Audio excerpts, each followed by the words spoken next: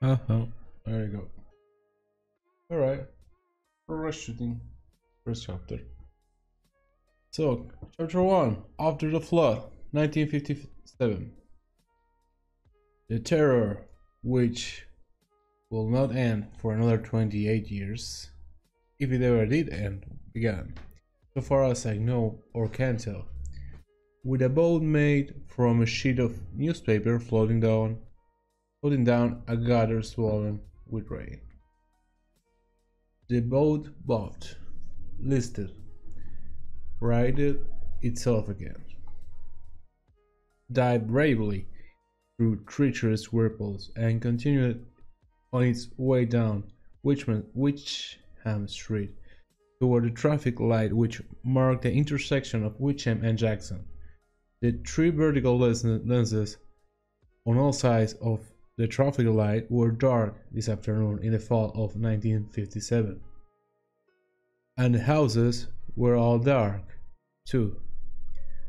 There had been steady rain for a week now, and 2 days ago the winds had come as well. Most sections of the rye had lost their power then, and it was not back yet.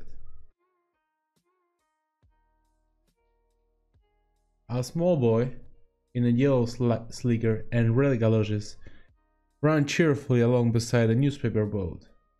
The rain had not stopped, but it was finally sluggering. It tapped on the yellow hood of the boy's slicker, sounding to his ears like rain on a shed roof, a comfortable, almost cozy sound. The boy in the yellow slicker was George Denbrough.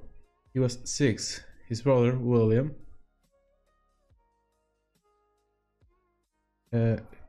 known to most of the kids at the Rye Elementary School, and even to the teachers, who will never have used the nickname to his face as Stuttering Bill, was at home, hacking out the last of the nasty case of influenza. In that autumn of 1957, 8 months before the real horrors began and 28 years before the final showdown, Stuttering Bill was 10 years old.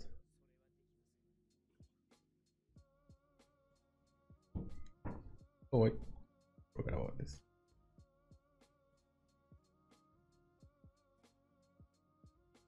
Bill had made the boat beside which George now ran. He had made it sitting up in bed, his back propped against a pile of pillows, while their mother played for release on the piano in the parlor, and rain swept restlessly against his bedroom window. About 3/4 of the way down the block, as one headed toward the intersection and dead traffic light,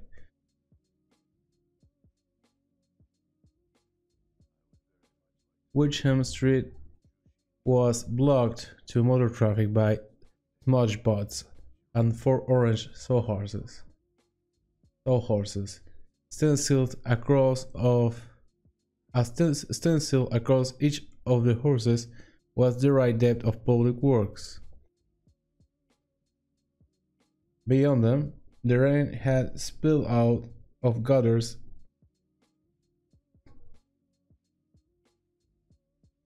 with branches and rocks and big sticky piles of autumn leaves. The water had first sprayed. Damn. Forgot about it again. Here. There you go.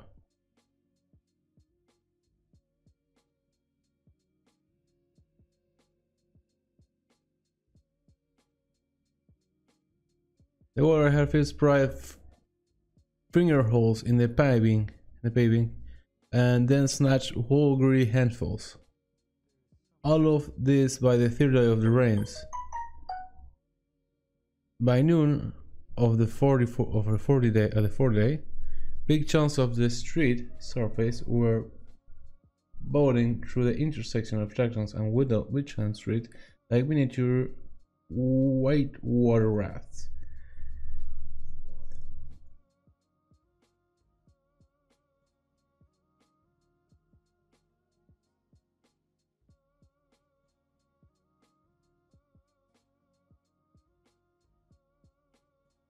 By that time, many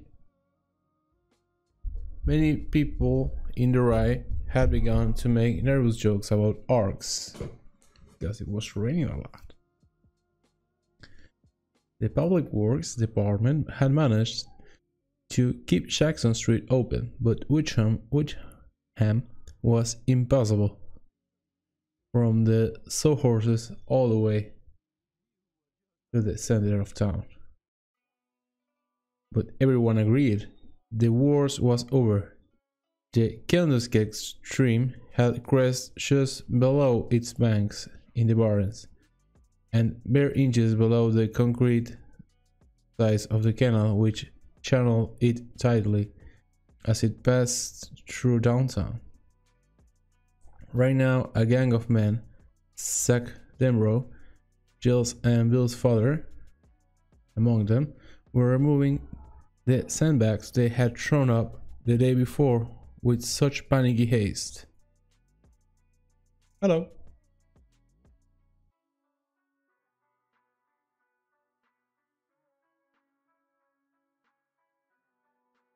Thanks, bud. ABC. I know it's a Chinese name, but thanks for the compliment. I appreciate it. How are you doing today? But everyone agreed the worst was over. The Candlestick stream had crested just below its banks in the Barrens and bare inches below the concrete sides of the canal which channeled it tidally as it passed through downtown. Right now, a gang of men, Zach Denbrough, George and Bill's father among them, were removing the sandbags they had thrown up the day before with such a panicky haste. Yesterday, overflow and expensive flow damage had seemed almost inevitable. You knew it had happened before. The flooding in 1931 had been a disaster which had cost millions of dollars and almost 2,000 lives. That was a long time ago, but there was still enough people around who remembered it to scare the rest. One of the flood victims had been found 25 miles east in Bucksport. The fish had eaten this unfortunate gentleman's eyes. 3 of his fingers, his penis, and most of his left foot. Clutched in what remained of his hand had been a Ford steering wheel.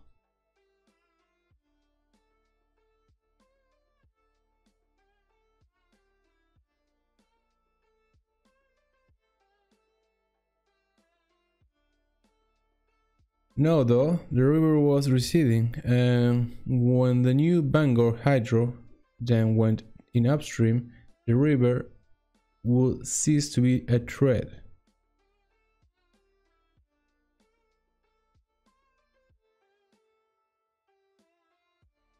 Or so said Zach Denbrough, who worked for Bangor Hydroelectric. As for the rest, well, future floods could take care of themselves. The thing was to get through this one. To get the power back on and then forget it. In the right, such forgetting of tragedy and disaster was almost an art, as Bill Denbrough would come to discover in the course of time. We already know what he's talking about. We've been there. George paused just beyond the sawhorses at the edge of a deep ravine that had been cut through the tar surface of Wickham Street. This ravine ran on an almost exact diagonal. It ended on the far side of the street, roughly 40 feet farther down the hill from where he now stood. On the right, there you go. He laughed aloud. The sound of solitary, childish glee at bright runner in that grey afternoon, as a beggary of the flowing water took his paper boat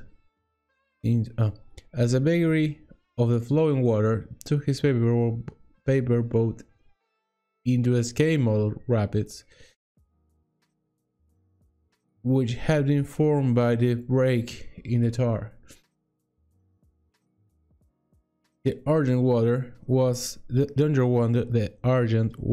had cut a channel which ran along the diagonal, and so his boat traveled from one side of Wickham Street to the other, the current carrying it so fast that George had to sprint to keep up with it. Water sprayed out from beneath his galoshes in muddy sheets. Their buckles made a jolly jingling as George Denbrough ran toward his strange death. And the feeling which filled him at the moment was clear and simple love for his brother Bill. Love and a touch of regret that Bill couldn't be here to see this and be a part of it. Of course, he would try to describe it to Bill when he got home, but he knew he wouldn't be able to make Bill see it the way Bill would have been able to make him see it if their positions had been reversed. Bill was good at reading and writing, but even at his age, George was wise enough to know that that wasn't the only reason why Bill got all A's on his report card, or why his teachers liked his compositions so well. Telling was only part of it, but Bill was good at seeing.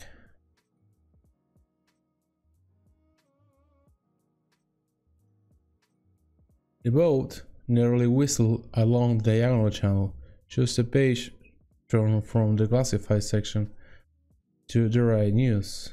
But now George imagined it was a pity boat in a war movie, like the ones he sometimes saw down at the right theater with Bill at Saturday matinees.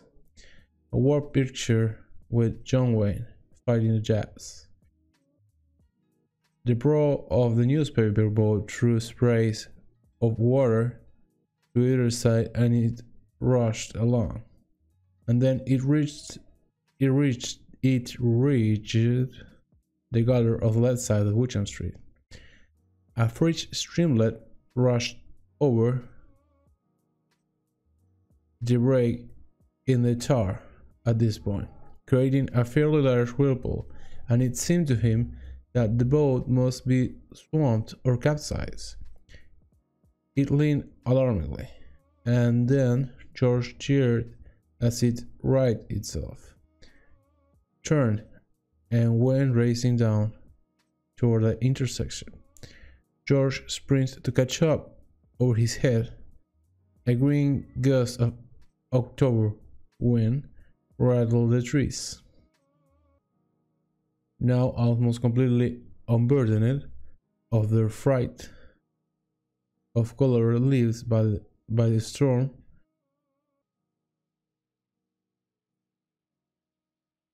Let's go again.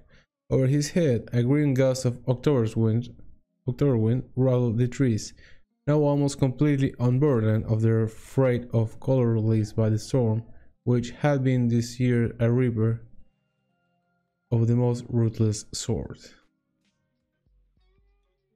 Sitting up in bed, his cheeks still flushed with heat, but his fever, like the candlestick finally receding.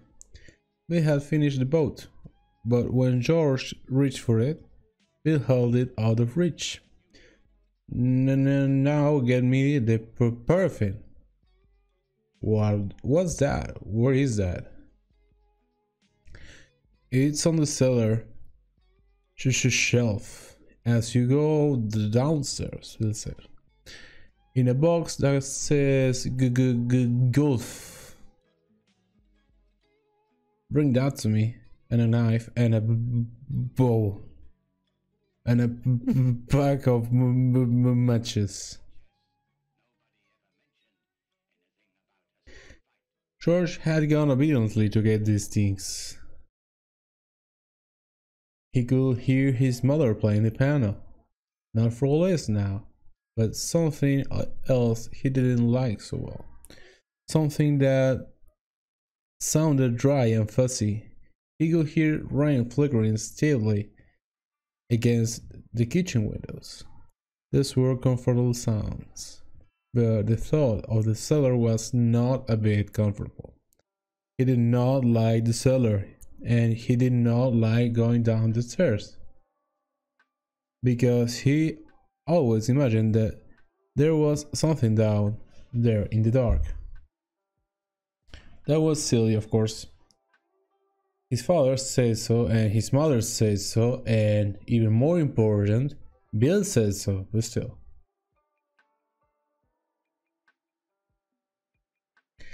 He did not even like opening the door to flick on the light because he always had the idea, this was so exquisitely stupid he didn't dare to tell anyone, that while he was feeling for the light switch, some horrible claw paw would settle lightly over his wrist and then yank him down into the darkness, that smell of dirty and wet and dim-rolled vegetables.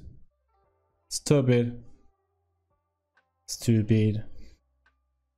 There were no things with claws, not hairy and full of killing spite. Every now and then, someone went crazy and killed a lot of people. Sometimes Chet Hunty told about such things on the evening news. And of course, there were commies. Where there was no weird monster living down in their cellar. Still, this idea lingered. In those interminable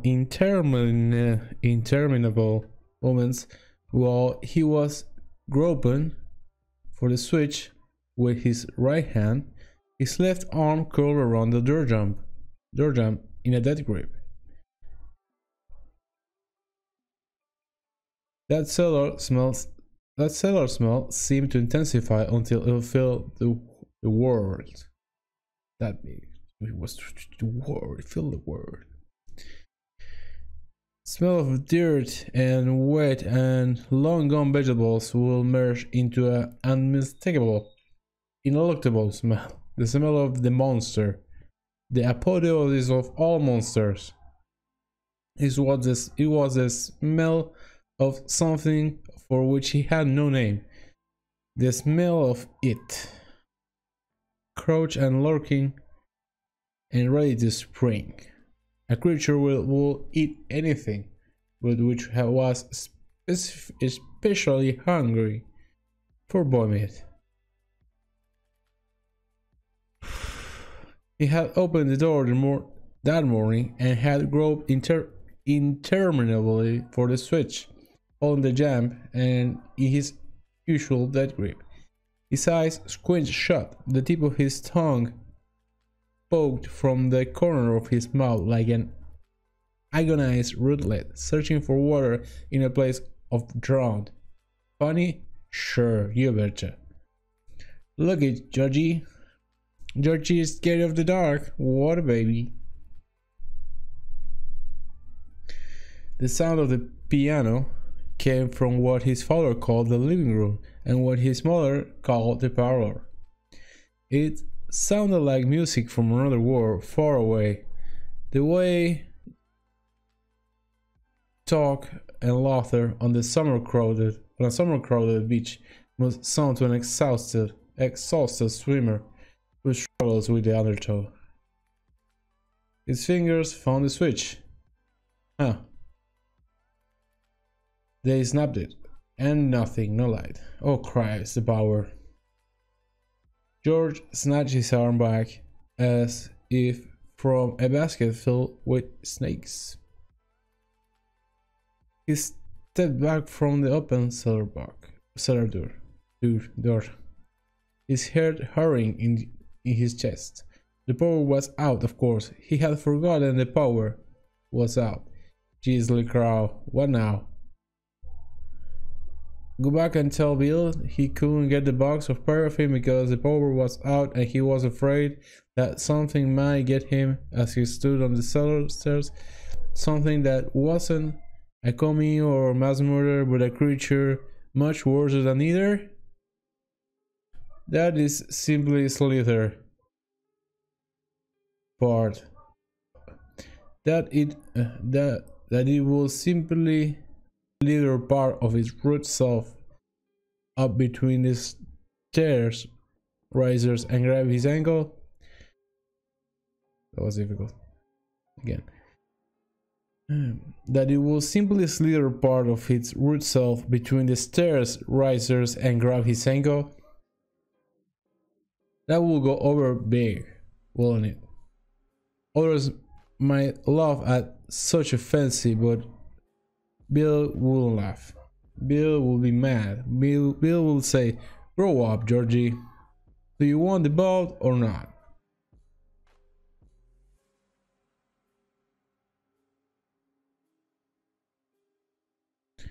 As if this thought were his cue, Bill called from his bedroom. Did you die out there, Georgie? No, I'm getting it, Bill. George called back at once. He rubbed at his arms, trying to make the guilty goose flesh disappear and be smooth skin again. I should stop to get a drink of water. Well, hurry up. So he walked down the floor. So he walked down the 4 steps to the cellar shelf. In his heard a warm beating hammer in his throat, the hair on the nape of his neck standing at attention. His eyes hot, his hands cold, sure that at any moment the cellar door would swing shut on its own, closing off the white light falling through the kitchen windows. And then he will hear it. Something worse than all the commies and murderers in the war, worse than the Japs, worse than Attila the Hun, worse than the somethings in 100 horror movies. It. Growling deeply. He will hear the growl in those lunatic seconds before it pounced on him and unzipped his guts. The cellar smell was worse than ever today because of the flood. Their house was high on Witcham Street, near the crest of the hill, and they had escaped the worst of it, but there was still standing water down there that had seeped in through the old rock foundations. The smell was low and unpleasant, making you want to take only the shallowest breaths. Georgie sifted through the junk on the shelf as fast as he could.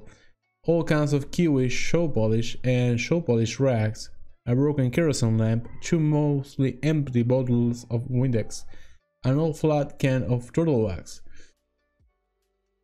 For some reason, this can struck him, and he spent nearly 30 seconds looking at the turtle on the lid with a kind of hypnotic wonder. Then he rolls it back, and here it was at least a square box with the word golf in it. George snatched it and ran up the stairs as fast as he could, suddenly aware that his shirt tail was out, and suddenly sure that his shirt tail would be his undoing.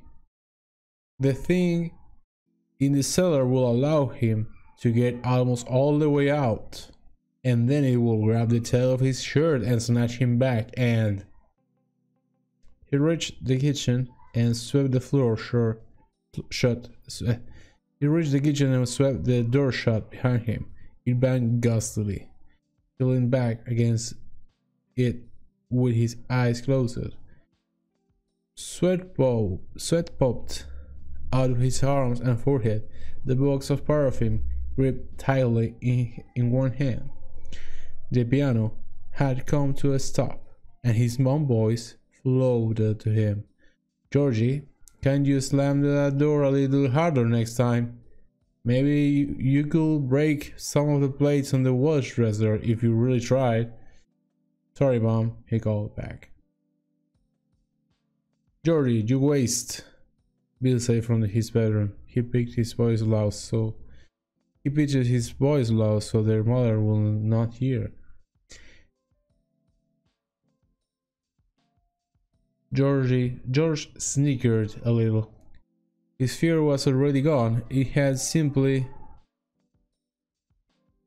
was slipped away from him as easily as nightmare slips away from a man who wakes, cold skin and gasping, from its grip, who feels his body and stares at his surroundings to make sure that none of it ever happened, and who then begins at once to forget it.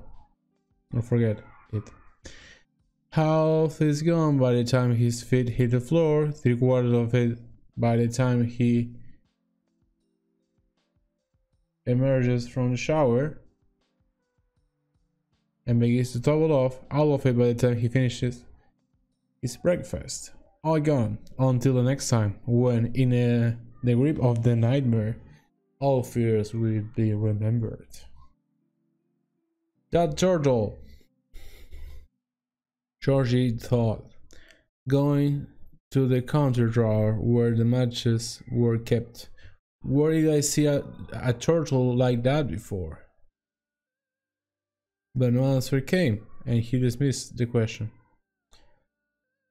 He got a pack of matches from the drawer, a knife from the rack holding the sharp edge studiously away from his body, and his dad had told him, and a small bowl from the wash dresser in the dining room. Then he went back into Bill's room. "What an a-hole!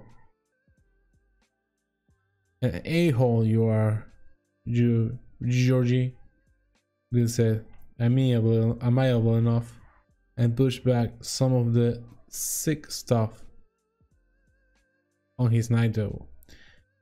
An empty glass, a pitcher of water, Kleenex books, a bottle of big Babaroops, and a smell of which Bill will associate all life with thick, phlegmy chests and snooty noses.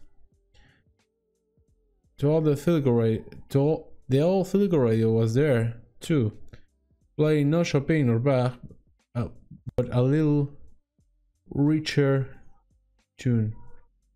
Very softly, however.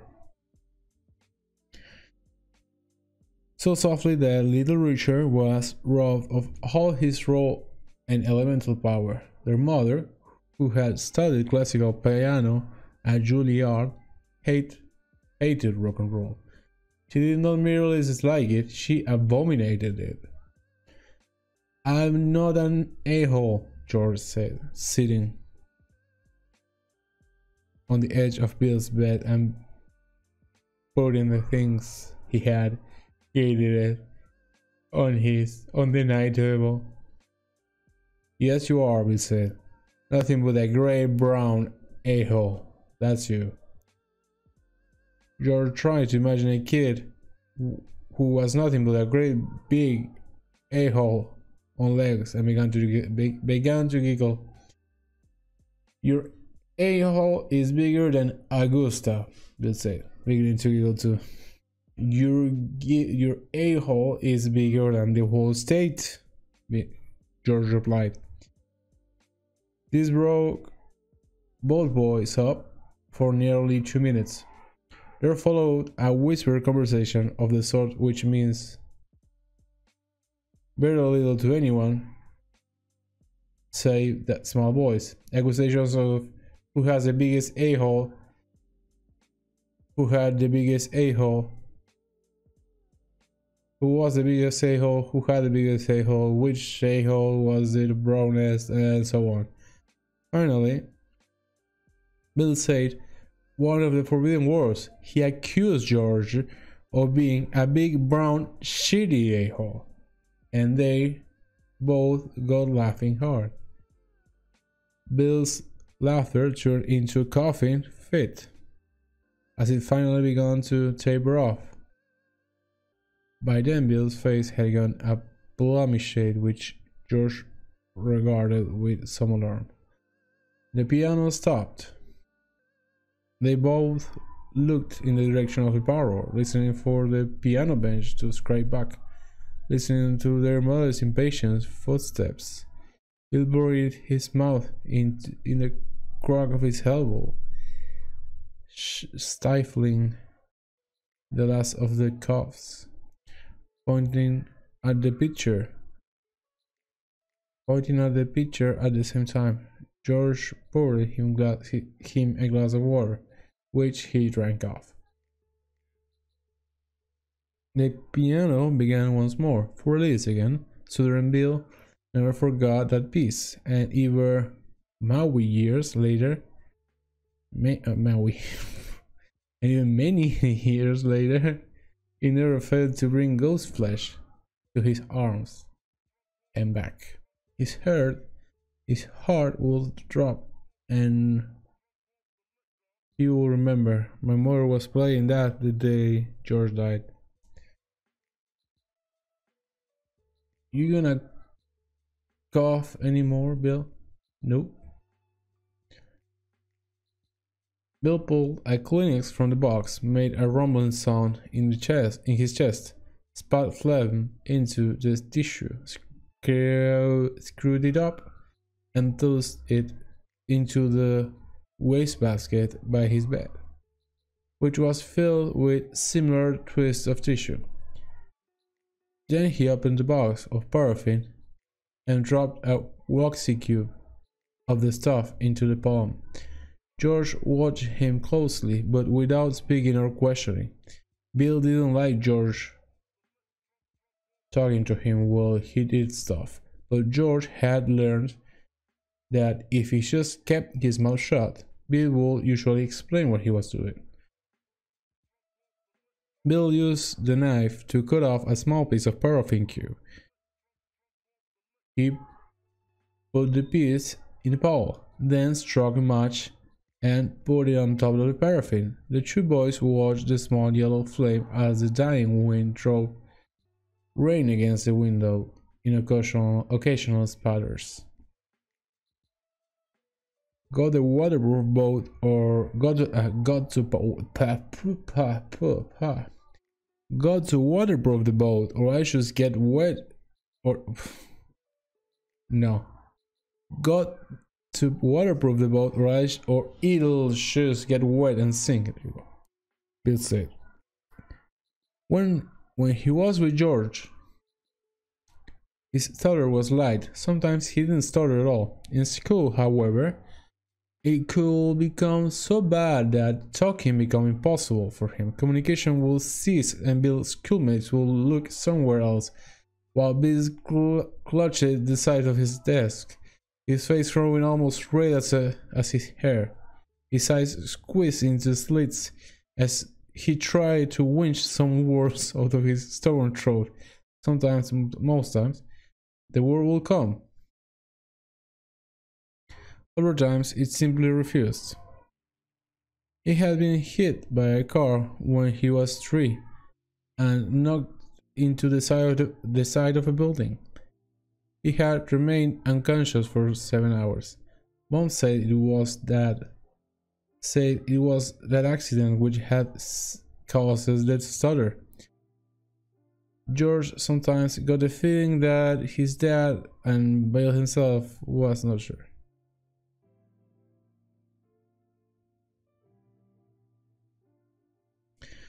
The piece of paraffin in the bowl was almost entirely melted. The matched flame got lowered, growing blue as it hugged the cardboard stick, and then it went out.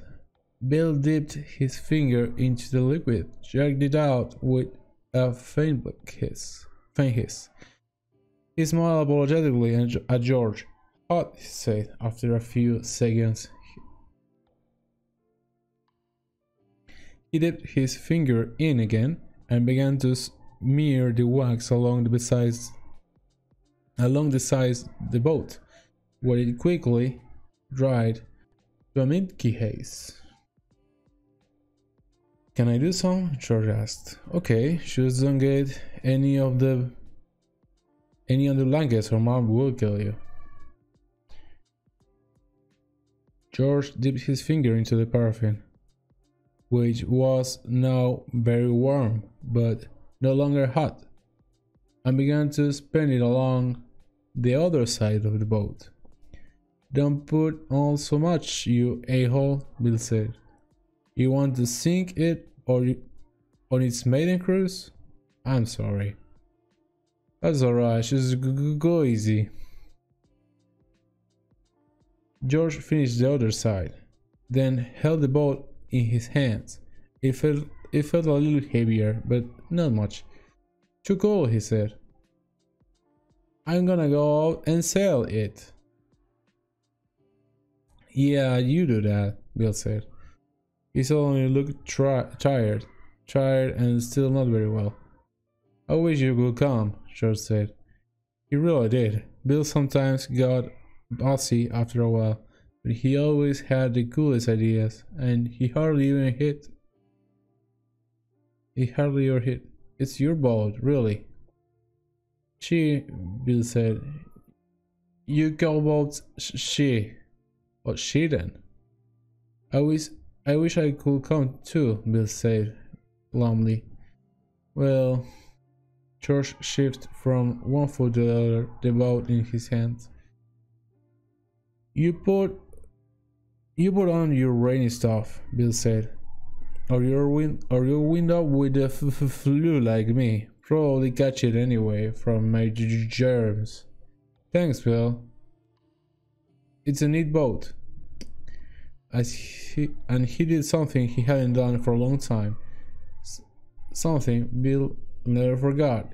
He leaned over and kissed his brother's cheek.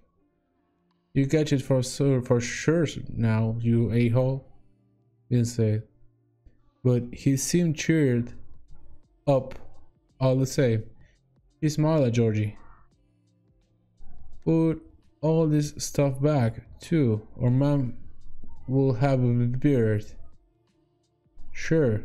He gathered up the waterproofing equipment and crossed the room. The boat perched precariously on top of the paraffin box, which was sitting askew in the little bowl. George turned back to look at his brother. "Be careful." "Sure." His brow creased a little. "That was something your mom said." "Not your big brother." It was as strange as him giving Bill a kiss. "Sure, Will." He went out. Bill never saw him again. Right. Now here he was, chasing his boat down the left side of Wickham Street. He was running fast, but the water was running faster, and his boat was pulling ahead.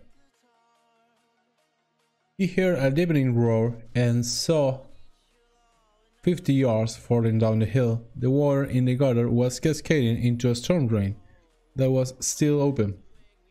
It was a long dark semicircle cut into the carving, and as George watched, a street branch, its bark as dark and glistening as sealskin, shot into the storm drain's maw. It hung up there for a moment and then slipped down inside. That was where his boat was headed. "Oh shit, and she Nola!" he yelled, dismayed.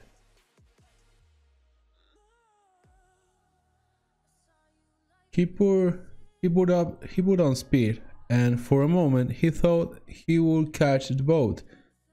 Then one of his feet slipped and he went sprawling, hitting one knee and crying out in pain. From his new payment level, fuck.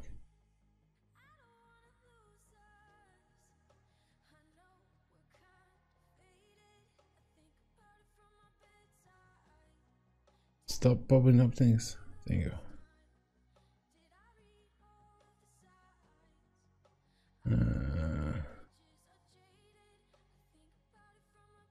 From his new payment level perspective, he watched his boat swing around twice, momentarily caught in a whirlpool, and then disappeared. "Shit and Shinola," he yelled again, and slammed his fist down on the pavement. That hurt too, and he began to cry a little. What a stupid way to lose the boat.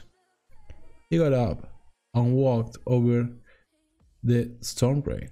He dropped to his knees and peered in. The water made a dang hollow sound as he fell into the darkness. It was a spooky sound. It reminded him of.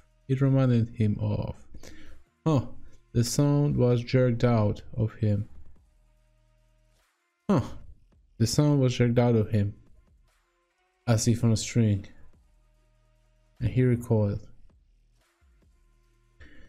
There were yellow eyes in there, the sort of eyes he had always imagined but never actually seen down in the basement. "It's an animal," he thought incoherently.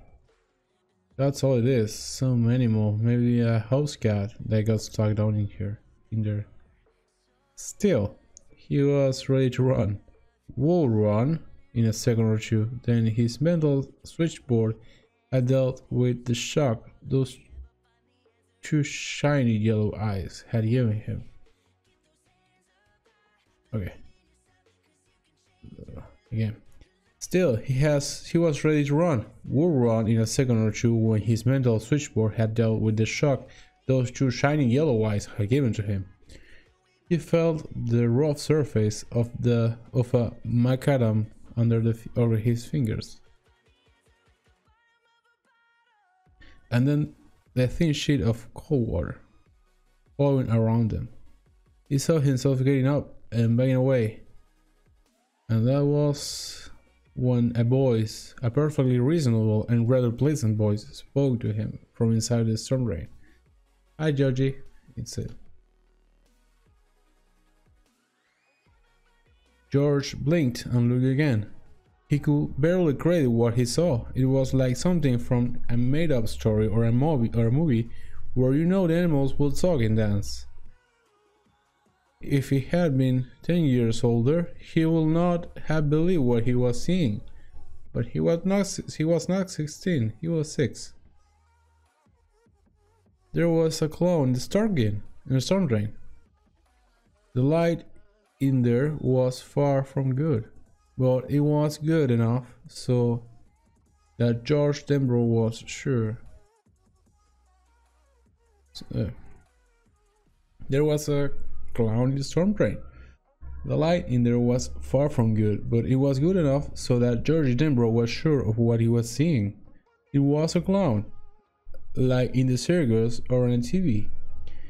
In fact, he looked like a cross between Bonzo and Clarabelle, who talked by hanging his was it her? I was never really sure of the gender. Horn on Howdy Doody Saturday mornings.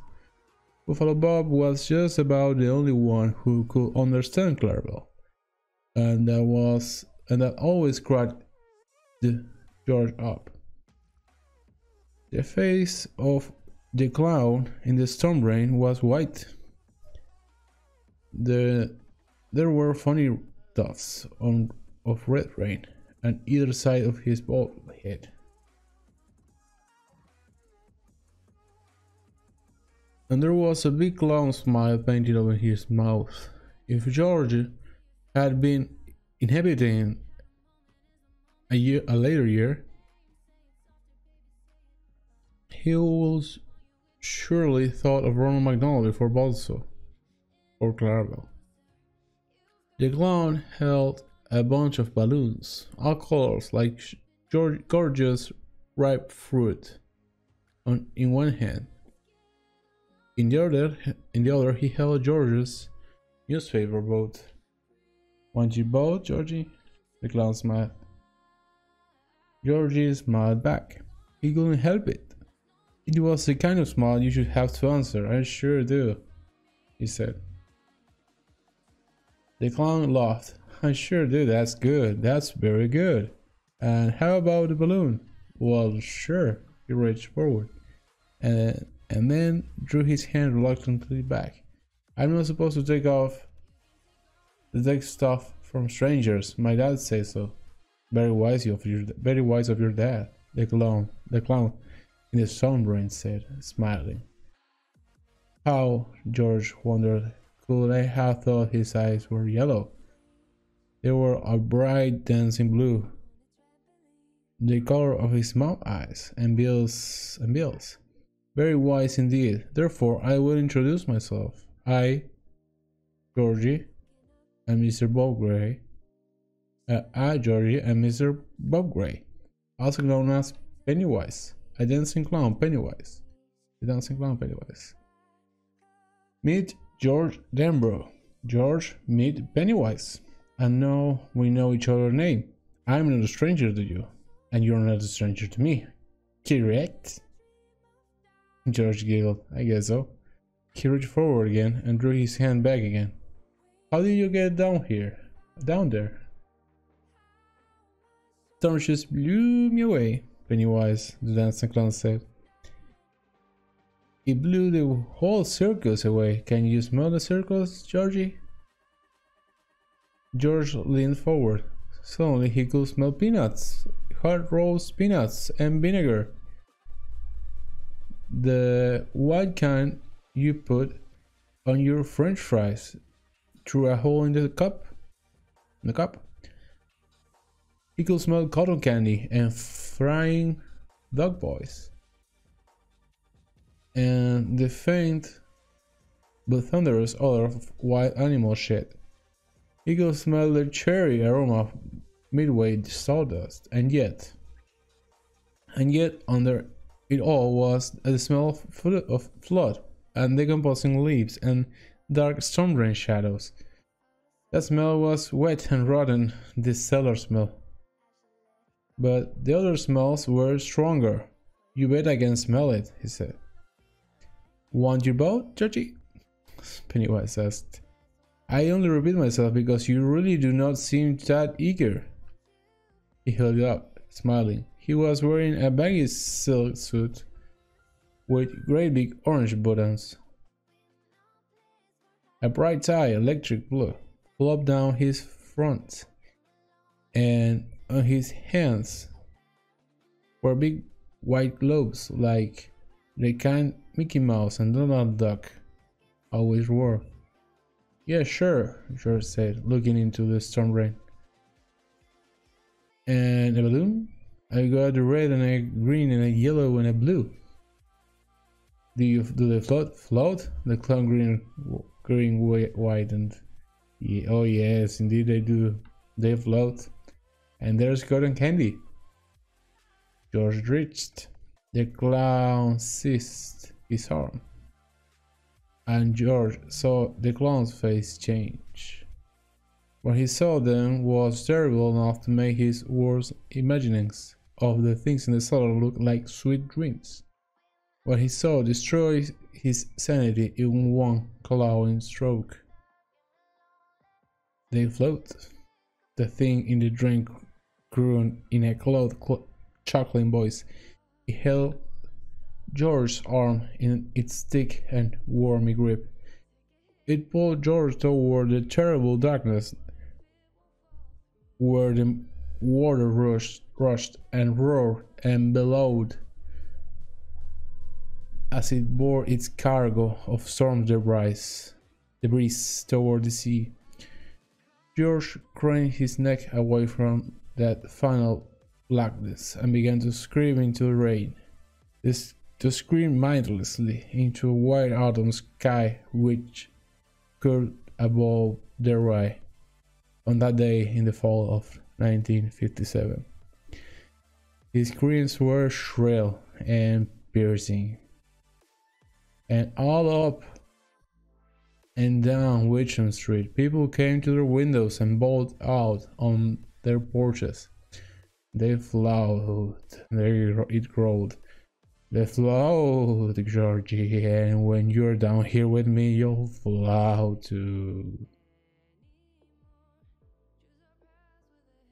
George's shoulder sucked against the cement of the curve and Dave Gardner. At George's shoulder sucked against the cement of the curve and Dave Gardner, who had stayed home from his job at the showboat that day because of the flood, saw only a small boy in a yellow rain slicker. A small boy who was screaming and writhing in the gutter with muddy water surfing over his face and making his scream sound bubbly.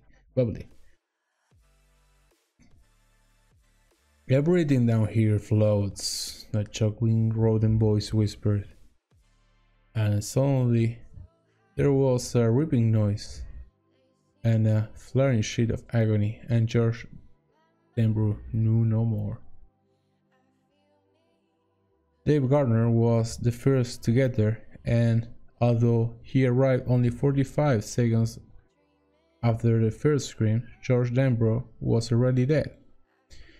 Gardner grabbed him by the back of a slicker, pulled him into the street, and began to scream himself as George's body turned over in his hand. Then the left side of George's slicker was no bright red.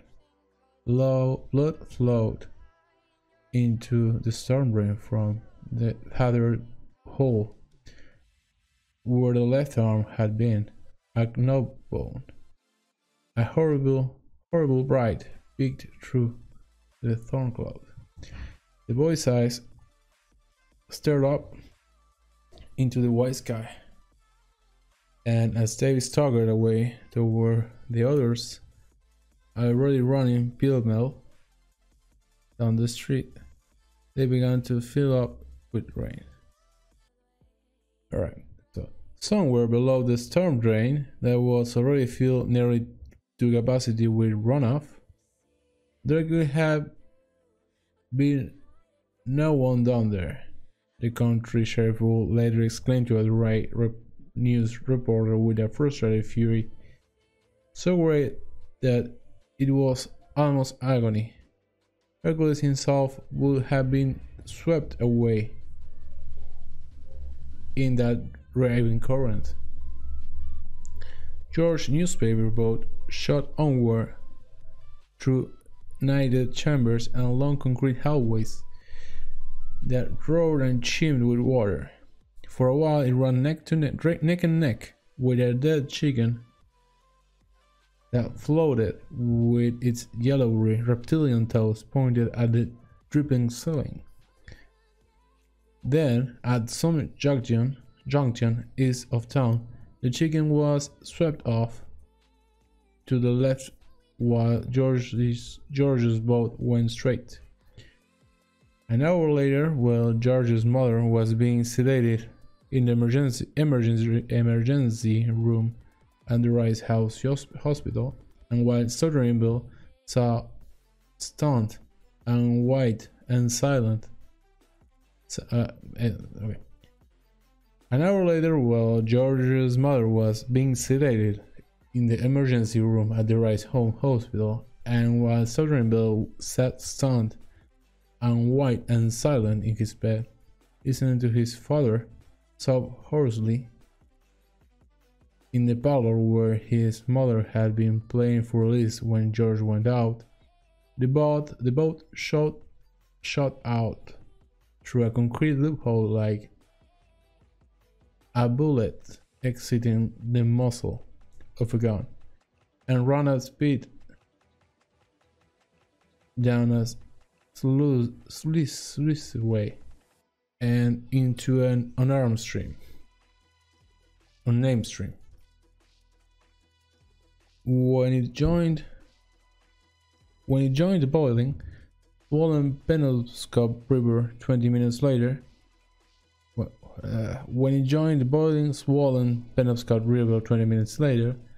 the first rifts of blue had begun to show the sky overhead. The storm was over. The boat dripped and swayed and sometimes took on water, but it did not sink. The two brothers had waterproofed it well.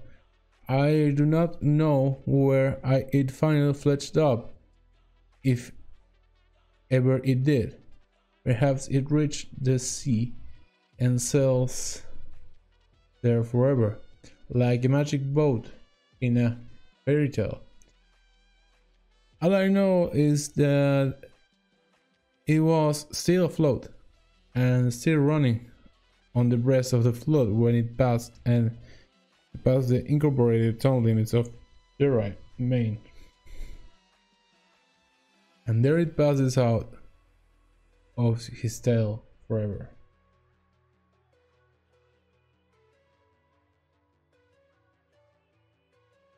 Right, that was chapter 1. Maybe I'll come back to it later. I'll come back later to keep going. Later, guys.